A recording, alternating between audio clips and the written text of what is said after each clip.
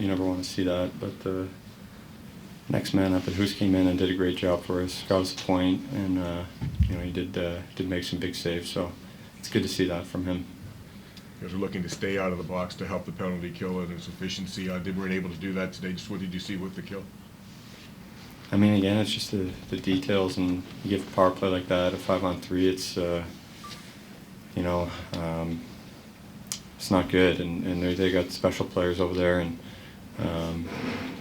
I think we just keep battling, and we got to stick together on it, and I thought we did a good job limiting their chances, but just the details again. But we stick together, and we got to dig ourselves out of that hole on the penalty kill, and it's from the guys in the room. Dylan, was it encouraging the way you guys pushed back? I mean, getting that goal from DeBrincat and answering the little momentum that they had just built. Yeah, we did, and I think our power play woke up as well. And the first one we got, we didn't. We took the full 2 minutes, and it was 5-on-5 goal, I believe. But it's we built momentum off of it, and Vladdy's goal was a huge goal. So we responded on our power play as well, but just came up a little short at the end, and 3-on-3, anything can happen. Dylan Rasmussen's a guy who played a lot of power play in junior, but hadn't much in the NHL so far. But he's been there for you guys lately. What have you seen from him in that spot?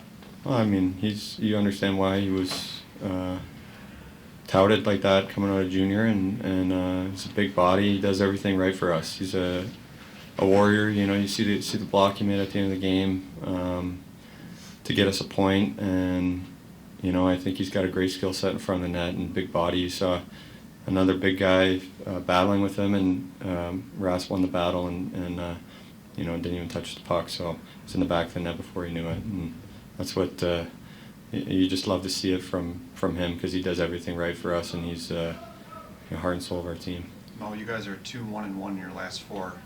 Going into this little road trip coming up here, what are some of the big pictures you guys want to build off in going into this trip here? Obviously, we want to win the road trip. Get above 500 again. See a little bit of light in the end of the tunnel there, and just go from there. I think build a little bit of momentum. Get away, get together as a team, and hopefully go from there. Dylan, what kind of a boost are you guys getting from Marco and Jonas and both multi-point games today? Yeah, they've brought a spark, and I think Marco battles, and Bergie makes plays, and I think they're still learning, but it's great to see for the future and for those guys to contribute. So they played that was a big boy hockey game, and they were there to answer the bell tonight.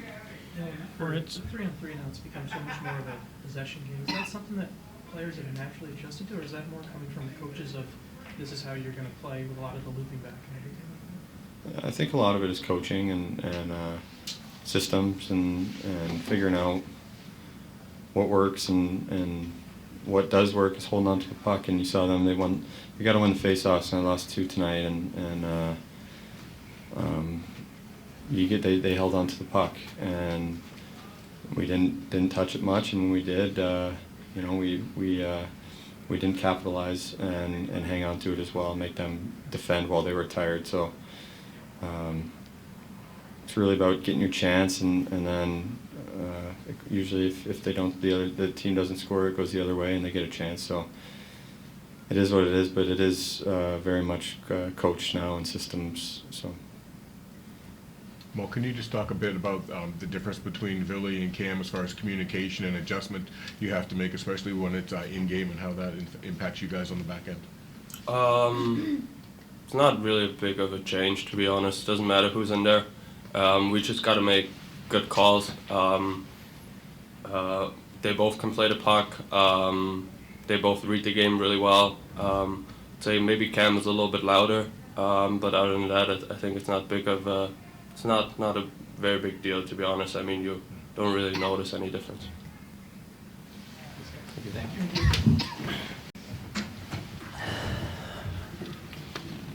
How serious an injury are we looking at with Cam?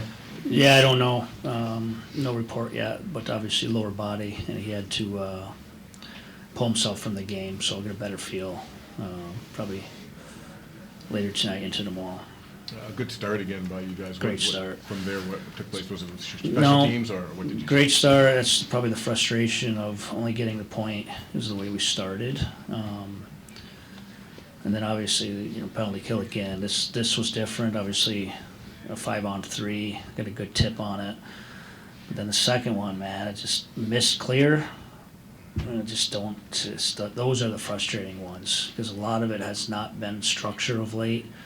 We miss an easy clear, and then we get just muscled at the net, and all of a sudden here we are giving up 2.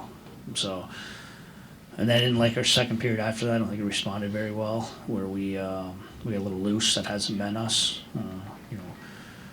We've went through stretches of games only giving up 1 or 2 or 3 dangerous rushes against our odd mans, and we gave up 5 or 6 that period alone. So, give the guys credit to come back, get a point. Trailing in the third. But, there was obviously some ups and downs in that game. With some frustration with it. How much of a bright spot is your third line right now? Looks like there's some real chemistry going there with 5 combined points today, and Vladdy, a couple of goals in back-to-back games. Yeah, good. And that's certainly a positive. It was a big goal. Obviously, had some momentum from the power play goal, and then scoring right after. Obviously gave us a lead in the third. Derek, what did you see on that game-tying goal?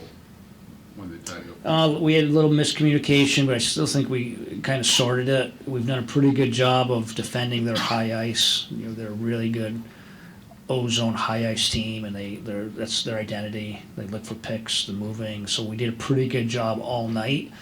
And we had a duplication for a split second there, which led to below the goal line. Then he came back up, and then obviously they scored from a point shot. What did you see on the overtime goal?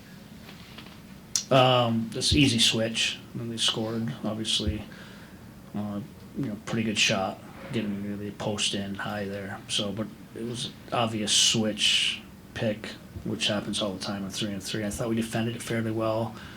We kept it from distance, but it was a pretty good shot and a finish.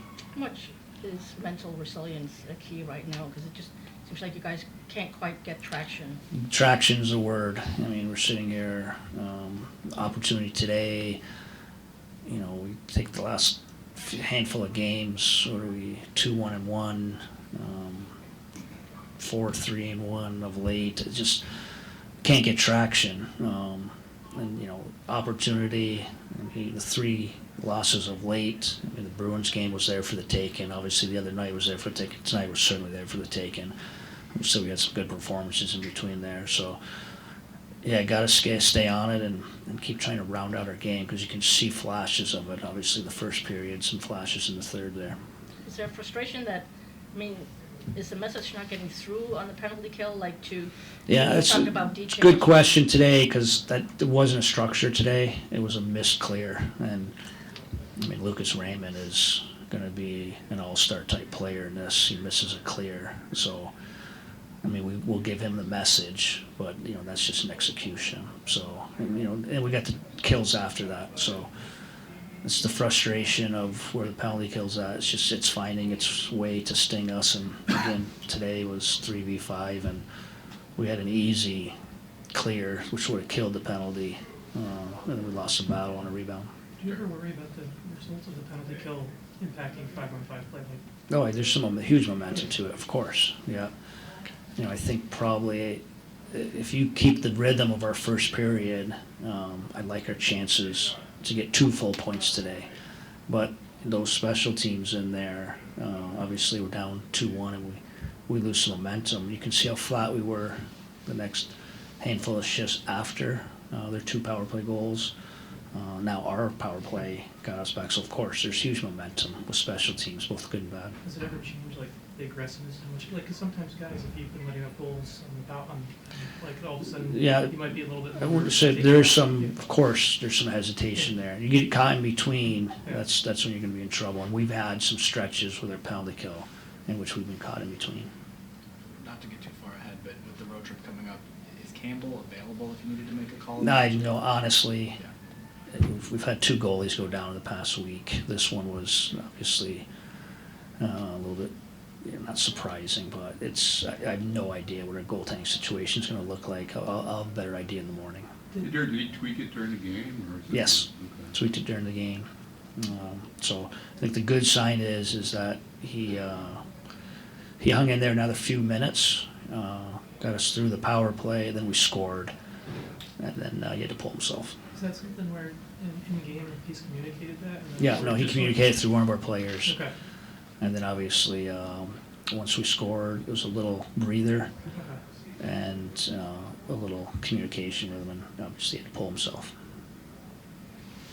Thank you. Thank you.